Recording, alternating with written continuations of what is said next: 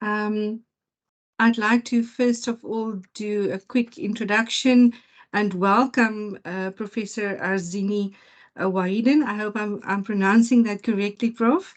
Welcome to Stellenbosch University. She's a visiting fellow at the Center for the Study of the Afterlife of Violence and the Reparative Quest at Stellenbosch University. And then also Prof. Azrini is also from the University of Warwick, where she's in the Department of Sociology. She's the program director for the Sociology and Criminology undergraduate degree program that she developed.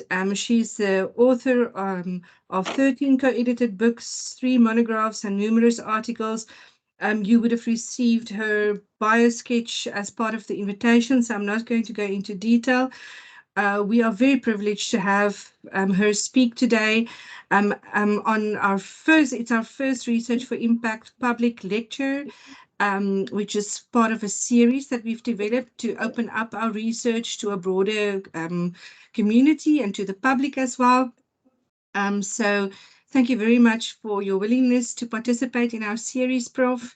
We look forward to your talk, which would be on the femininity in dissent, the body politic of menstruation, and the use of strip searching in prison for women political prisoners in the Irish Republican Army.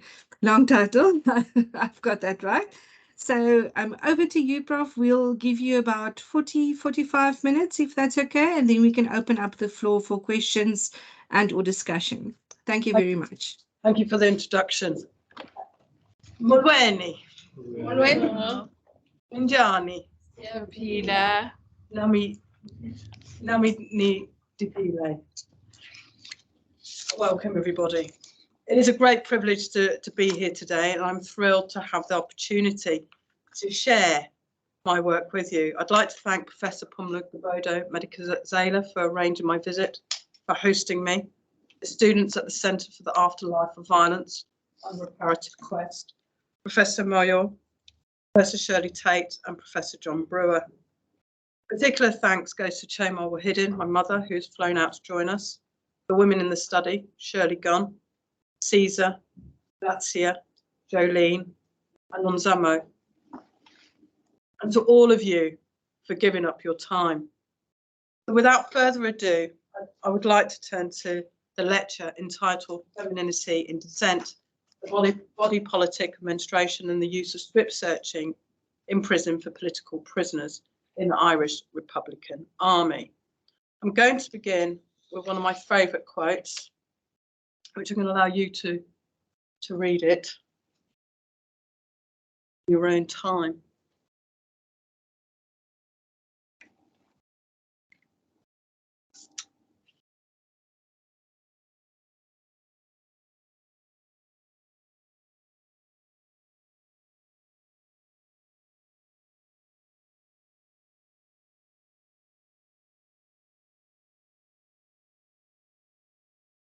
Our next quote, begin the lecture, and relates to the work that I'm doing with female ex-combatants in the liberation struggle in South Africa, is that women are every bit as revolutionary as Irish men, and the resistance is every bit as fierce, either IRA, Sinn Féin, activists or campaign organisers and protesters. This is the other slide that you should have. What I'm planning to do today is draw on the experiences of women combatants in the IRA who were imprisoned in Armagh Jail, the only female prison in Northern Ireland. It would draw on the No Wash protests and how dirt and bodies become an arsenal in the women's repertoire struggle. By participating in the No Wash protest, I will demonstrate through the voices of the women that this form of resistance is an agentic response to resist the power of prisons to punish. Their role in the No Wash protest demonstrates how women volunteers place femininity in dissent by drawing out the ways in which contested concepts of gender were brought into play. In the course of the struggle, it becomes a site and focus of punishment and resistance. This work is grounded in the lived experiences of women, former combatants in the Irish Republican Army, on the no-wash protests at Armagh Prison, and the gendered experiences of female prisoners. The theorising of gender and war has produced a diverse body of work. The category of the female combatant challenges, obfuscates the gendered stereotypes of woman, the victim, and man, the perpetrator, on multiple levels. Most research on women and war focuses on women as either inherently more peaceful or merely as victims. Nevertheless, the last 2 decades have seen a number of books, reports across a range of disciplines concerning women, war, armed conflict, peace. And there are also a number of edited volumes dealing with women and war. Thus, it's impossible to view all women in war as victims all of the time. The lesson, therefore, seems to be that all women are not victims all of the time, but some of them, some of the time, become victims just because they are women. Still, it is necessary to provide a platform on what women do in war and to critically analyse women's roles as perpetrators of war and conflict, while still acknowledging that one can talk about the violence of women as, in the example of female ex-combatants, the violence against women more generally as well. It is also not relevant to invoke the image of a front line in wars. Increasingly, wars take place not on the front line, but in the middle of communities, including soldiers and civilians alike. Thank you. However, the idea of a front line around which a war is enacted persists, and this is to some extent apparent in the stereotypical way in which men and women in war are often portrayed. This polarisation of women and men are analogous with war and peace, with the image of men marching off to war and women keeping the home fires burning, awaiting their return. Therefore, to transcend what is considered acceptable feminine or masculine behaviour in times of conflict and the transition of peace to peace can be costly for women combatants on their return. There are accounts where former female combatants have been ostracised by their community, viewed as less feminine and forced to deny their involvement in the liberation struggle to prove that they have successfully reintegrated in the demobilisation process. And this is of particular relevance in Sri Lanka. Research confirms the important role women play during conflict and after conflict transformation, but it also shows how their involvement is shrouded by silence, not because women get written out of history, but because, as Bernadette Makalevsky argues, they never get written in. Moreover, the accounts of the women, as the testimonials will show, challenges racist constructs of social purity, pollution, order and disorder, being and non-being, civilised and non-civilised, prisoner and officer, victim and perpetrator, the colonised and the occupier. Female combatants in the Irish Republican Army were matters out of place, and the type of political activity lies outside the realm of acceptable gendered behaviour. I will show how this type of political protest becomes matters out of place, and the underlying cultural reasons that buttress the problematic responses to women political protest. The literature on women and war is limited, and the narratives of female ex-combatants detailing experiences of state violence during the conflicts in Northern Ireland has until recently been conspicuously absent, although there are some exceptions.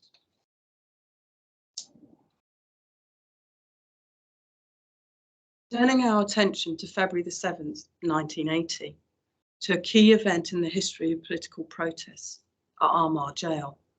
Women were prevented from leaving their cells by the prison officers.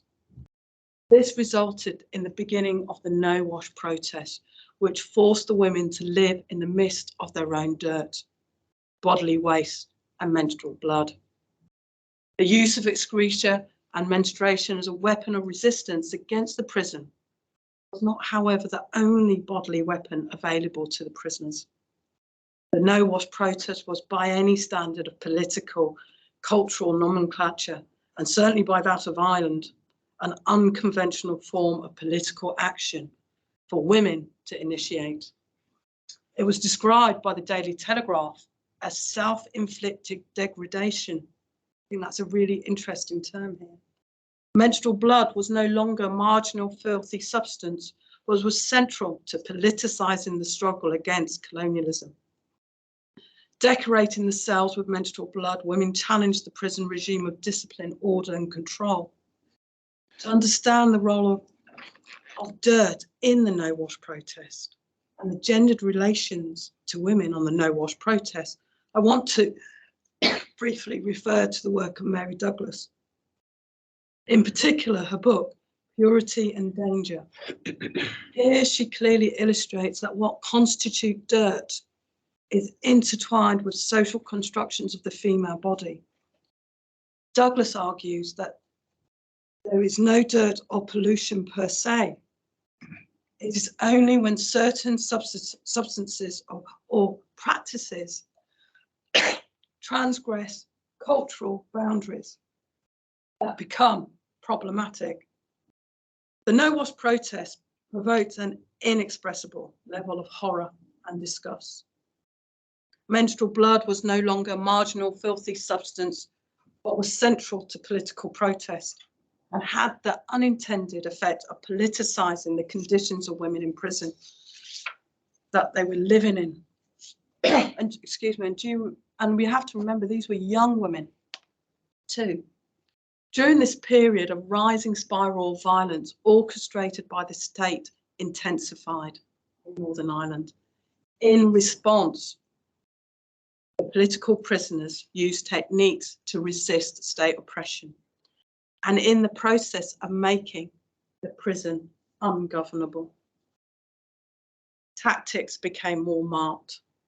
If the men's no-wash protest was incomprehensible, when women went on the no-wash protest, it was unthinkable, generating in many men, even among the ranks of supporting Republicans, their comrades, carders, volunteers, the view that women shouldn't go on the no-wash protest.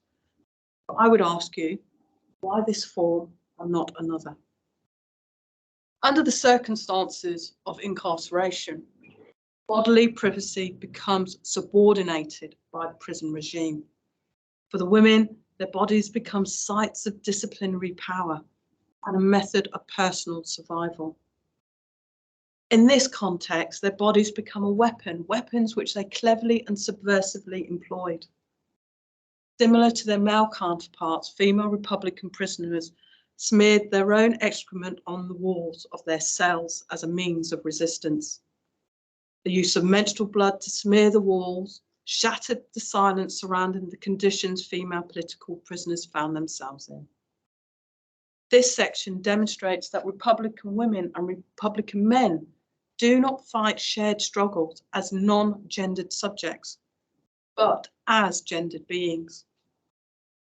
As a consequence of the disciplinary practices applied to the social stigma of menstruation, fetal resistance in turn altered the presentation and performativity of femininity. The action of the women gained more public reaction than their male comrades. Journalist Tim Coogan's account, who visited Armagh Jail at the time, was as follows. I was taken to inspect A Wing, where the dirty protest is in full swing. This was sickening and appalling. Tissues, slops consisting of detritus of menstruation lay in the corridors between the two rows of cells. I found the smell of the girls' cells far worse than at Long Kesh, the male prison, and several times found myself having to control feelings of nausea. Following a visit to the male prison, Long Kesh, Cardinal O'Fee issued a statement regarding the conditions. Having spent the whole of Sunday in the prison, I was shocked at the inhumane conditions prevailing in H-Block 3, 4 and 5. and where over 300 male prisoners, let me stress, are incarcerated. One would hardly allow an animal to remain in such conditions, let alone a human being.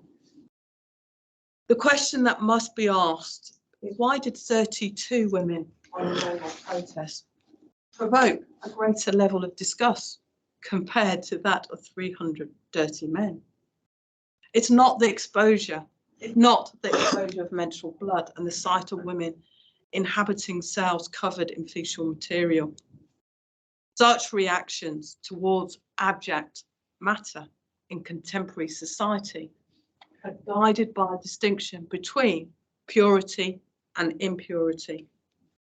In teasing out the contradictions underpinning notions of purity and impurity, what Coogan expresses with the materiality of his body is that it literally made him sick when entering Armagh prison during the No Wash protest.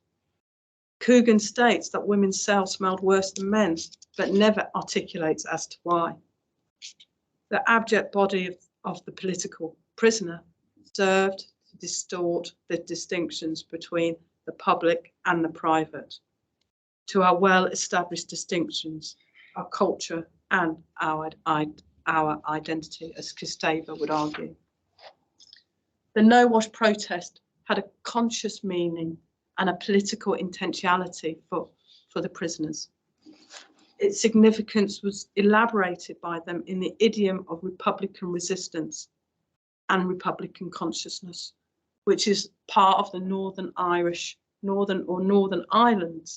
nationalist culture.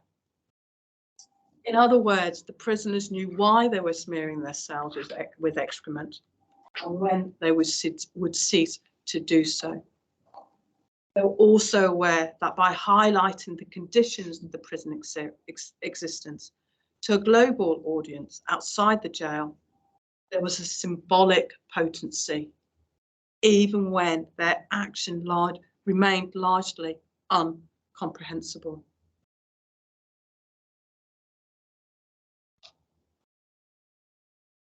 And this is a direct quote from one of the women in the study.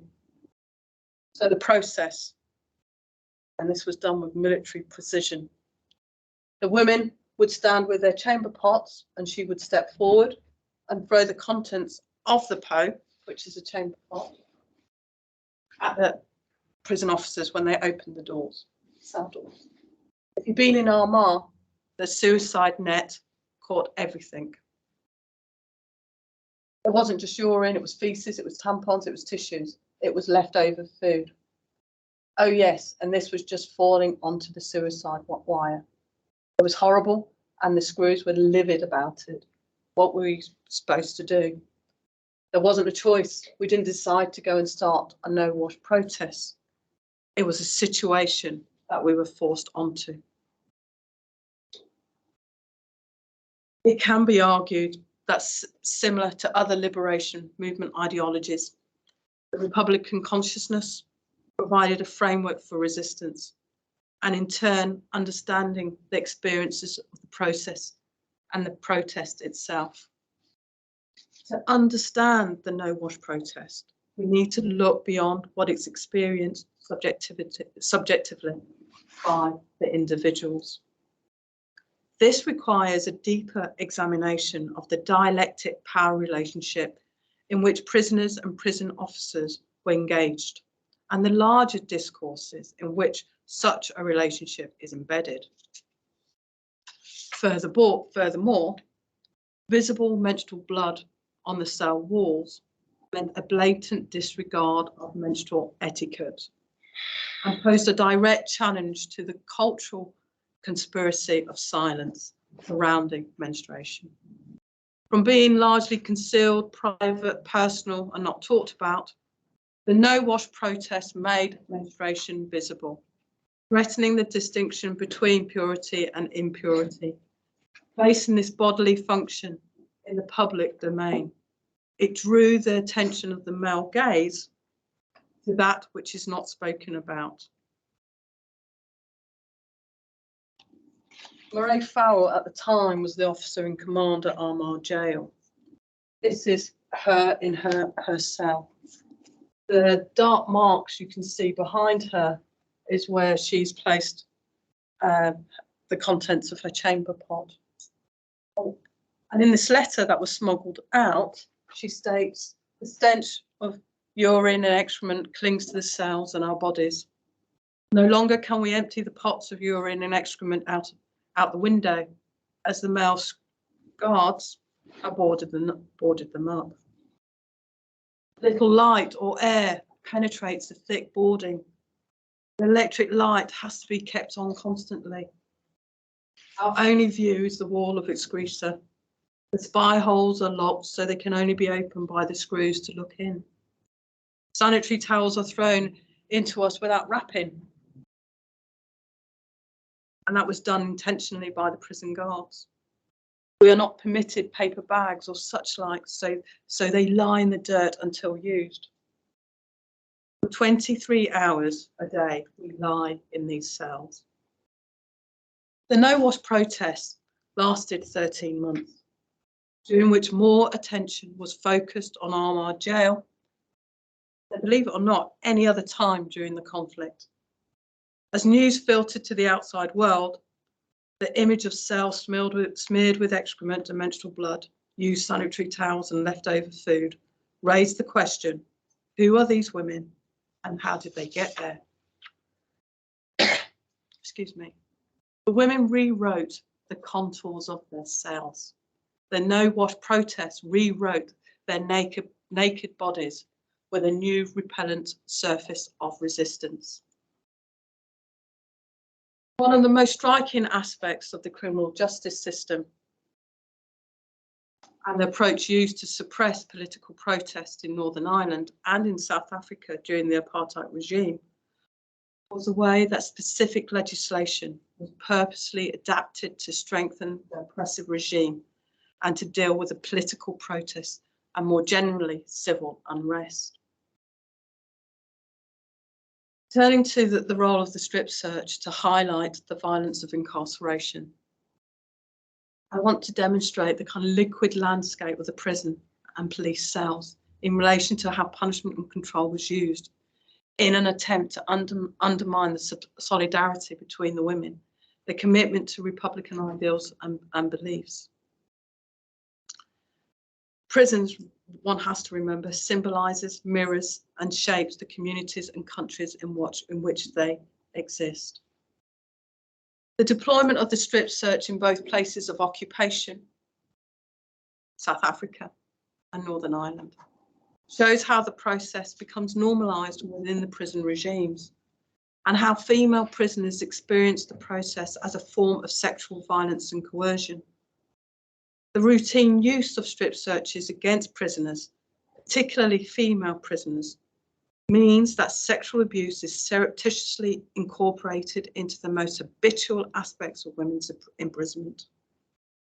The state, therefore, is directly implicated in the routinization of sexual abuse, both in permitting such conditions that render women vulnerable to explicit sexual coercion carried out by the guards and other prison staff, and by incorporating it into routine policy with such practices. Outside of the prisoner-prison officer relationship, the coercive removal of clothes would constitute sexual assault. Redefined as sexual assault, the strip and/or cavity search constitutes one of the several interlinked circuits of violence, connecting the ordinary to the extraordinary.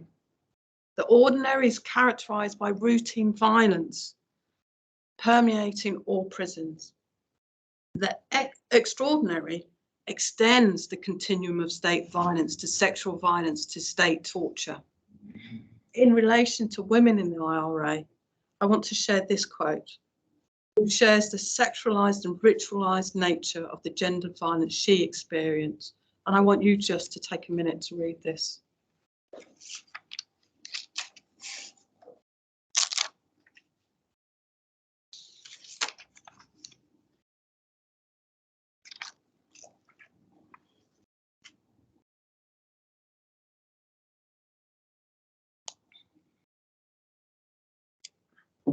Sorry.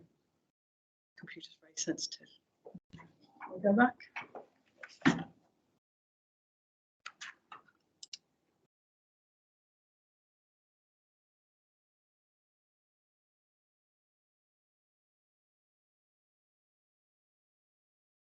Once you've finished reading it, do let me know.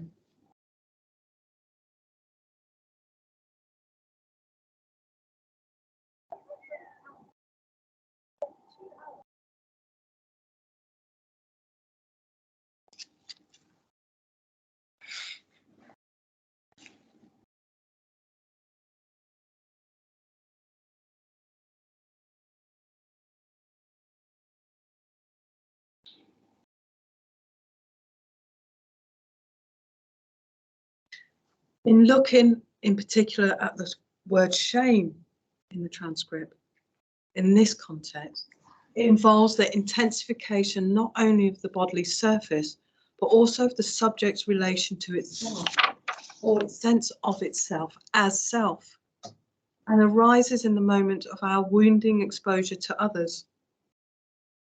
As such, shame is intrapsychic and attaches to what one is. Yet it is also in the act of speaking out, which challenges the shame by refusing the definition imposed by the sexist public gaze. Shame's power resides in its ability to transform or intensify the meanings of parts of the body, a prohibited identity of other people's behaviour towards self. For the woman quoted behind me, and those she calls our society, our people, the violation of private intimate zones of women's bodies speaks to the undermining of the power of the political struggle, as women's bodies are relentlessly searched inside and out without any possibility of rescue. Such continuous wounding exposure meant that the physical, psychic and relational aspects of shame were very deeply felt among the women and the people who share this transcript. They feel shame because of what they had to endure, a procedure that was indeed meant to induce shame, pain and terror, to keep the women in their place, to produce compliance with prison regimes, to break resistance, estrange the women from themselves and from who they once were, and indeed a future estrangement from communal ties because of the silence produced by these shaming, inverted commas, experiences. In the Northern Irish case, it is well documented that the British Royal Ulster Constabulary, the RUC, and the prison service repeatedly singled out Republican women and women from Republican families. In particular, the state forces targeted female bodies in a sexual manner. The women in the study repeatedly compared strip searching to being raped, unlike the descriptions provided by the men in the study. Viewing strip searching as part of a ritualised form of state violence against women reveals the processes of strip searching as a form of sexual coercion. The process of entering the closed world of the prison immediately serves to reinforce an awareness of the loss of privacy, bodily integrity, and one's inability to protect oneself by preventing pain itself.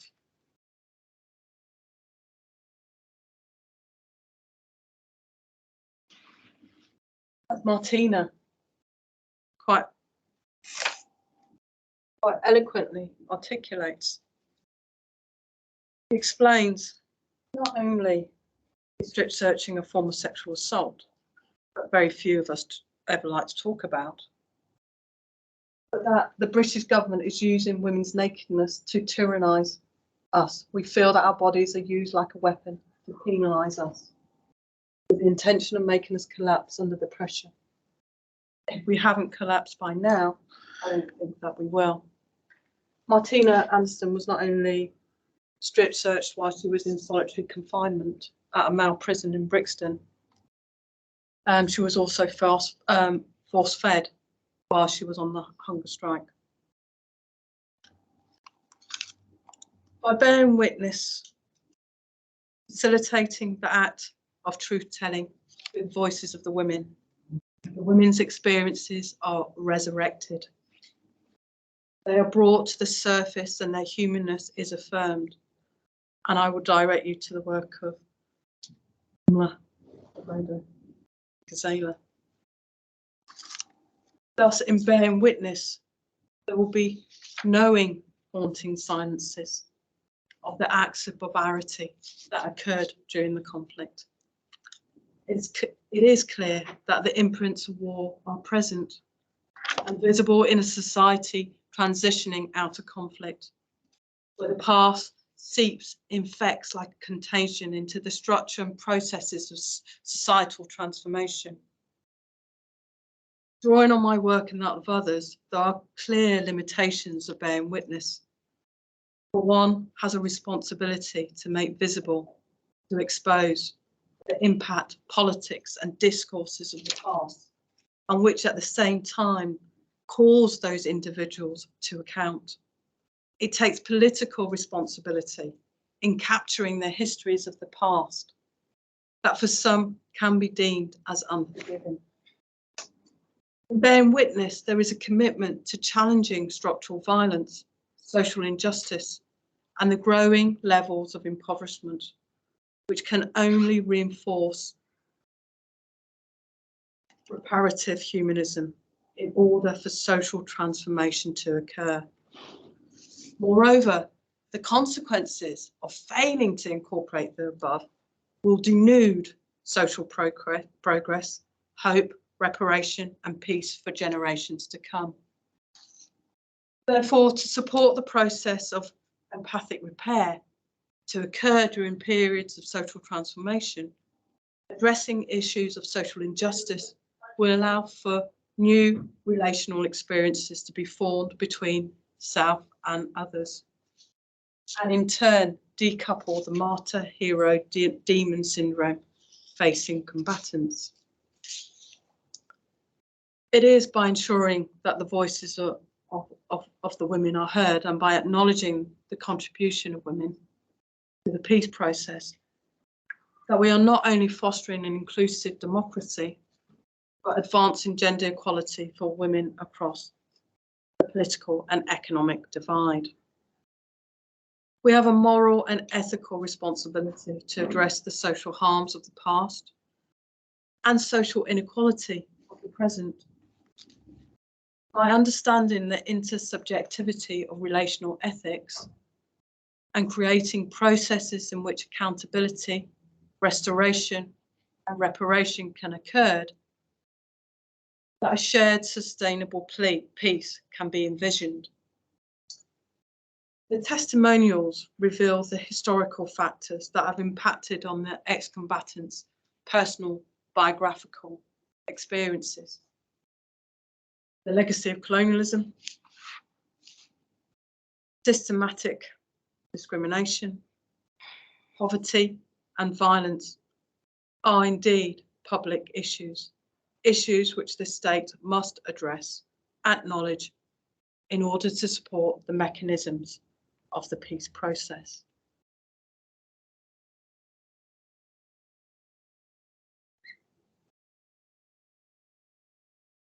I want to share with a further quote here from another woman who also explains the nature of those who are endowed with the duty of care for those we hold in prison. She said the prison's officer's sole aim at times was to, what they believe, is to break you psychologically. And they think they can do this through strip searching and firing at you all kind of draconian measures that they can to try to prevent one from surviving. And this ties back quite nicely to Matiba's quote that I began with. Thus I've had a time flag already, so turning to the conclusion. The women and their lives and their testimonies are carriers of social memory, of struggle, They've taken on the role of preserving the history of the people's war against injustice. What I hope this paper clearly demonstrates is that even when the prison regime serves to dehumanise the political prisoners, women were able to disturb, contest the prison's power to punish. Through the No Wash protest, the women negotiated, navigated, subverted and changed the landscape of punishment and torture. They rewrote the repellent surfaces of their cell and their bodies. They changed the very nature of the space. The women showed how the materiality of the body was utilised in resisting the power of the occupier, which allowed the women to return to the category of human, even when that humanity and dignity was being denied. As Brewer mentions in 2021, the late Christopher Hill, famous historian of the English Civil War and former Master of Balliol College, Oxford, and he put it much better than I could when he remarked that history has to be rewritten for every generation.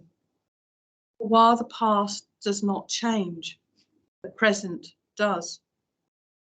And each generation asks new questions and finds new areas of sympathy as it relives different aspects of their experiences of their predecessors.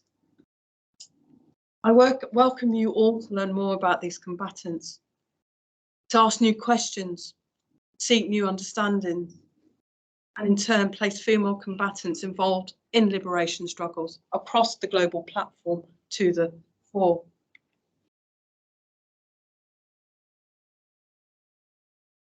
Now, although this is drawn from my South African study, it encompasses liberation ideology. And they demonstrated a strong sense of community. And she puts it in a most wonderful, moving way. I was never scared or feared because I always felt that our morality, our ethics is and must be higher than that of our enemy. It was my quest throughout detention to prove that we have a higher morality. I believe that our revolution is worth it.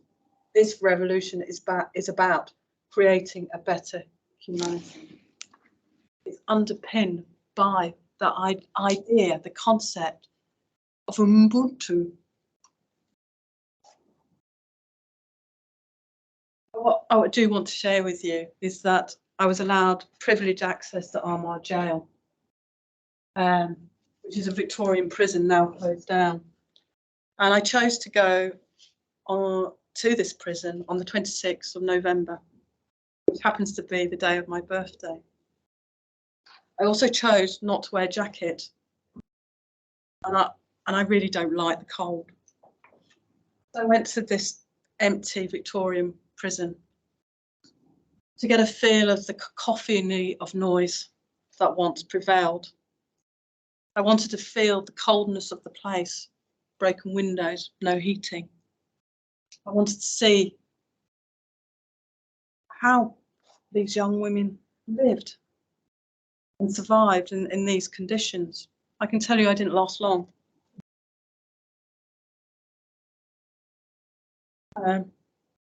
And the sadness still remains within the very walls of that prison, which still remains closed. Although there was talk of making it into a boutique hotel.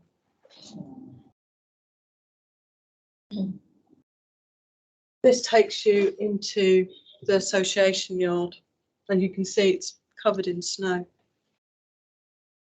This is the famous suicide wire, or the suicide net, where the women threw the contents of the chamber pots onto.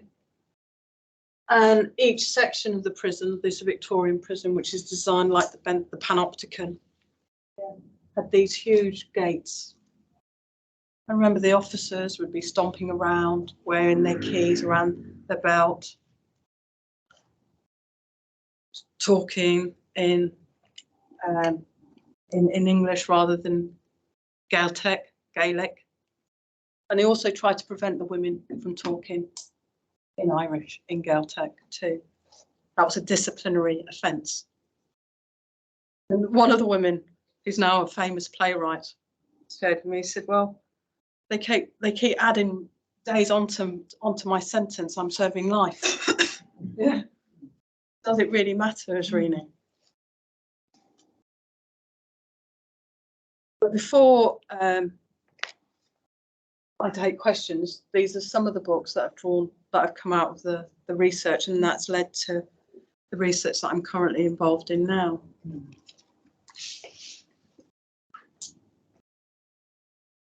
And again, I'd like to,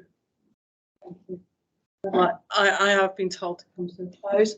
As an obedient and disciplined censor, I'd like to once again thank you all for your attendance, but it would be remiss for me not to also acknowledge the fact that two things.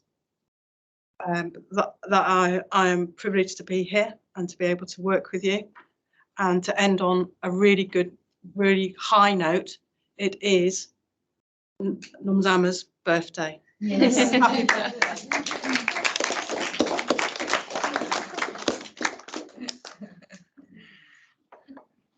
I'm happy to take questions.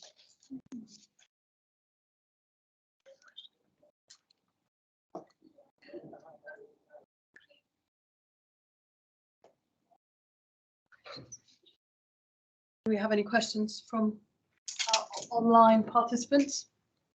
Thank you, Prof. From our side as well, thank you so much for a very powerful talk. At the moment, there's no questions, but I'd like to encourage those of you who are online to post comments or questions for Prof. I will keep an eye out for those, Prof. I don't know if there's anything from the floor at the moment.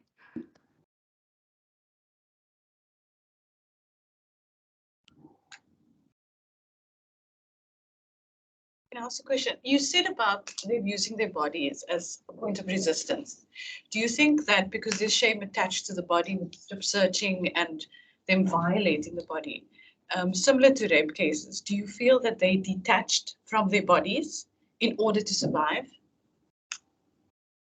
I think that one can't generalize, and women survive ordeals of extreme torture, barbarity in different ways. Yeah. And it's how the subject relates to the self and how the self relates to the subject. As Prof. Tumla. Thank you so much for very inspiring and very insightful observations you've made throughout your presentation.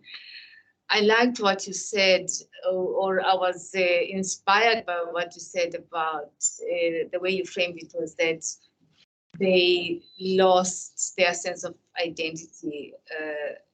They did not know what self is, because of the treatment there. And it seems to me that when people who are oppressed engage in this kind of subversive behavior, transforming an act that is otherwise imposed on them into an act that they themselves reconstitute as a weapon. It's really about restoring the stepping into the shoes of that reclamation of self. Yeah. In other words, although the act itself may be seen as debasing the self, but because they are themselves redefining the self, they're stepping into the shoes of action. They're stepping into the space of action. So rather than being objectified, they're actually they may be repeating the act that has objectified them or aspects of objectification, but because they are authors of the act, it's a restorative act, or it becomes a restorative act, and that's part of the struggle is about reclaiming the self, you know, at a time when there's a sense of the loss of the self. And I wonder, you know, I mean, I think about this also along the lines of the stuff that I've been doing on the reparative, you know, the empathic repair. That part of it is, it's not so much that you are, it's not repair in the sense of, you know, a finality that is not done. It's almost like, you know, the reclamation opens up the space for the possibility of repair, so that the act is a restoration of the self. It does not necessarily mean that you are going to be restored in that sense of finality. The act is not finished, but it is it opens up the space for engaging with loss of self in a way that restores the feeling, you know, of reconnection to the self. So what I'm trying to say is that, you know, the act of repair and the notion of the reparative is different from, you know, notions such as reconciliation or even forgiveness, and they're different as words actually that call one towards one's own self, because you are, it's the reparative. It's not so much that it's the forgiven or the reconciled. It opens up. It's almost like the space remains open, and therefore suggests also that the task is not finished. Yeah. The task is not completed, because you are talking about brokenness and broken bodies and woundedness. And so it may well be that the wound remains open, but the fact that I'm doing something about it draws me closer to the possibility of repair. Yeah, absolutely. Yeah, there's just something empowering about that, even though it sounds a further deepening of the rupture, but I'm the author of this action, and therefore there's something about it that is restorative, that gives me back something. Yeah, absolutely. I hope that was translated in the talk about how one is reclaiming, and in that process of reclaiming, we're opening up the possibility of restoration, and it's that act of repair that always allows us to be in the process of being and becoming. Yeah, and it's not final. Thank you, Professor. I was quite wonderful. I think it's like a lot of work that you've put in over years, and I think it's very evident. I kind of have a weird sort of side-on question, and I don't mean to kind of upset people more here, but you mentioned that Shirley Gunn was one of your respondents at the beginning. No, I thanked Shirley.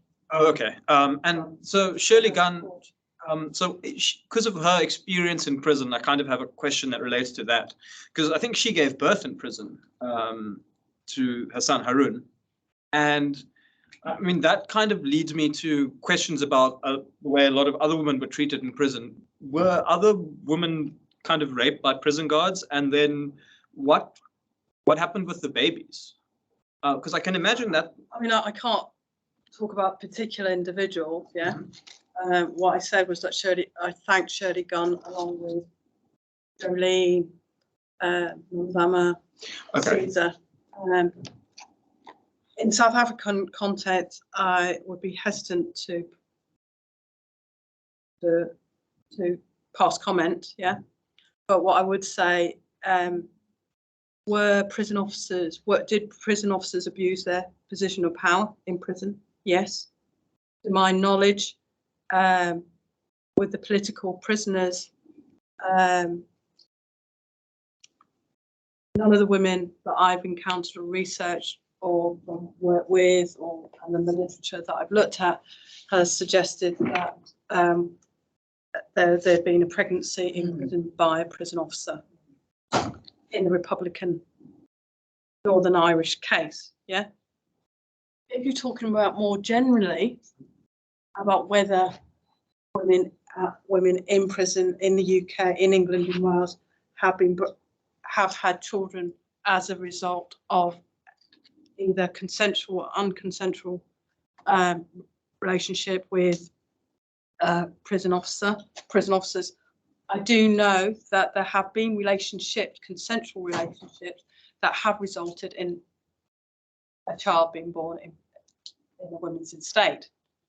But I can't answer the second part of your question, which is whether I know of cases where there's been an abuse of power, sexual coercion that has led to rape. But I'm not in a position to give you facts or figures. Apologies. I will find out. Look, thank you. I mean, because I've just, for me, it's an aspect of experience in prisons that I haven't heard about. And I can imagine with kind of society being so patriarchal, and if prisons are a mirror of the worst elements of society, experiences must be quite harsh. I would tend to agree with you.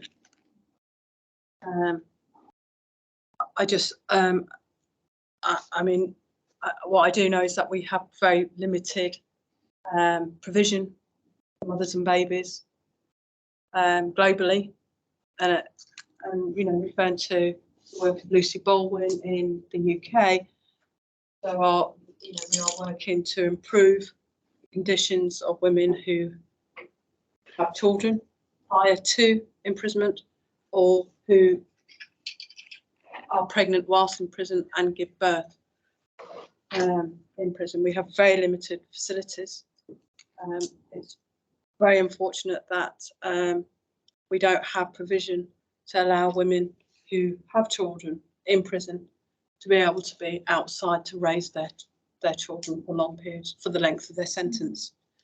What happens is that if you give birth in prison, you're allowed to keep your baby for a limited period of time, depending on what prison you're in, and then when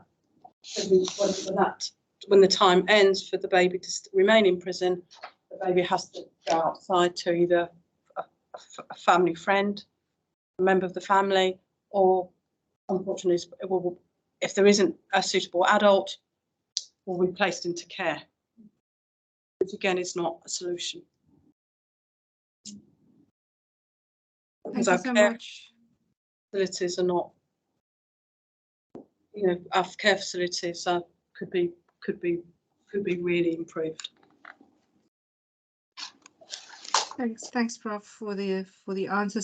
So far, we've got about 7 minutes left, so I think we can have one more question, and then we can wrap up. Yeah. Hi, Prof. Azrini. Thank you so much for your presentation today. I think I found a lot of, similarities between our work in terms of the way that I'm writing about the body and the body as an archive. And what I think I found most powerful about what you were talking about is the materiality of the body, and the way in which the liquid, solid materiality of the body was used in resistance, whilst at the same time undergoing structural and interpersonal and very a lot of violence. And then that's the one point. And then the second point was, I was also really interested in the way that affect popped up throughout your presentation, or affective experiences popped up throughout your presentation. So you spoke about feelings of women, or women feeling like they're being forced into a no-wash protest because there was nothing else that they could do, and that is an affective response to the system and the structures that they're within. And also this affective experience of shame, and how that is also part of the meaning making of their own bodies. And I want to ask you more about your own affective experience of going into the prison. You touched on it briefly of it being cold and you wanting to hear the sounds, but I would love to hear more about that as well. I think that's a wonderful question because it ties in with the work that you're doing.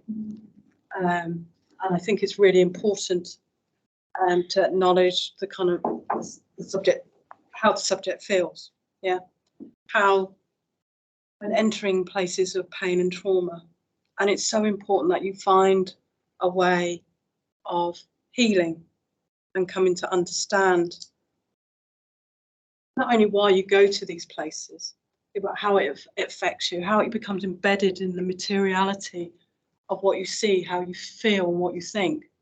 So it's always really important to have a really good support system around you, a confidential support system, to ensure that you have a good life-work balance. Yeah, to understand that you will also feel research fatigued. Yeah, and be able to acknowledge that, accept it, yeah, and try and find ways where you can restore your inner sense of self. Yeah. And also to be free to articulate in your research diaries and your reflections, yeah, and your methodology, how it's made you feel to go into these places, how the effects of listening to an unraveling thread of pain and woe and tragedy, yeah, becomes marked on your body. Yeah. And we have different ways of restoring one's sense of optimism, hope, energy and motivation to make a difference in the work that we do. You know, for me, I like being reconnected with family. I like to be out in nature. I either go swimming or skiing, yeah, when the weather permits. But it also never leave you. And that's another thing in terms of, you know, this idea of repairing oneself, reconstituting oneself.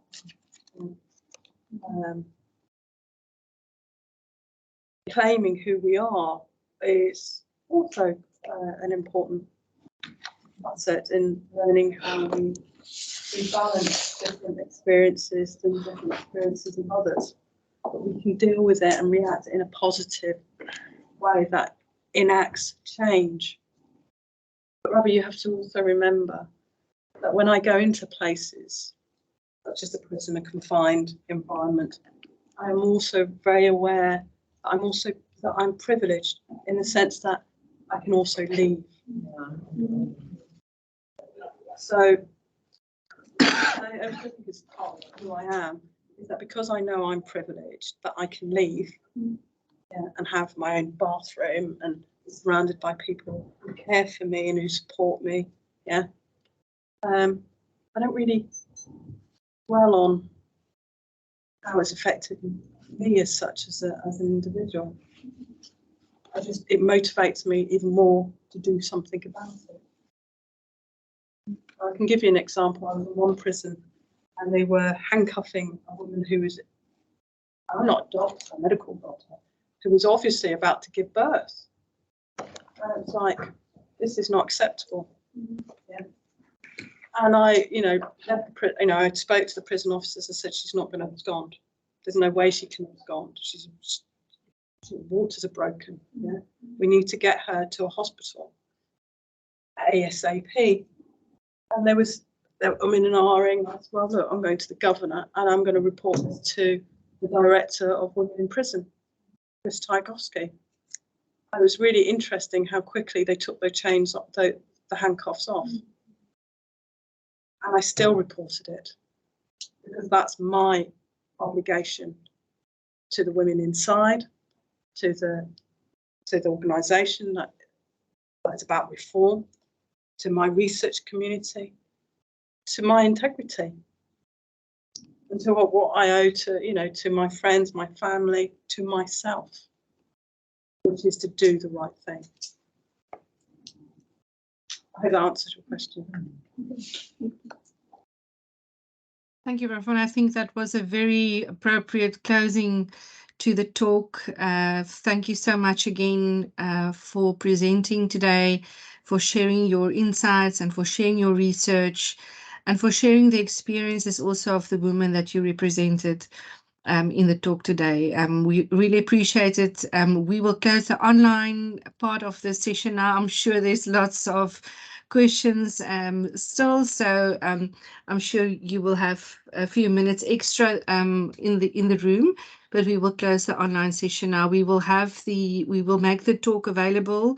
We have made a recording of it, so it will be available on our platforms. Be sure to also share it to others who might be interested. So thank you again from Prof. Moyo's side and from the Division for Research Development. Thank you.